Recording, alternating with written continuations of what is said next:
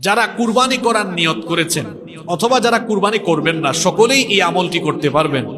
জিলহজের চাঁদ উদিত হওয়ার পরে নখ, হাত পায়ের নখ, চুল, দাড়ি, গোঁফ বা শরীরের অবাঞ্ছিত কোনো অংশের লোম কর্তন করা যাবে না। এটি অন্যতম গুরুত্বপূর্ণ একটি আমল।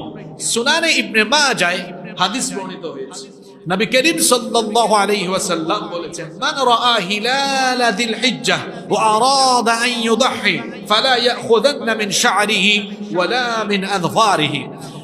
নবীজি বলেছেন, যে ব্যক্তি জিলহজের চাঁদ দেখবে এবং কুরবানির নিয়ত করবে, সে যেন তার চুল, দাড়ি এবং শরীরের অবাঞ্ছিত অংশের লোম না কাটে, নখও যেন না কাটে। যারা কুরবানি করবেন না সওয়াবের উদ্দেশ্যে, তারা ওই আমলটি করতে পারবেন। তো আপনারা বলবেন যে এখানে তো বলা হয়েছে ওয়া আরাদা আন ইউদাহি, যে কুরবানির ইচ্ছা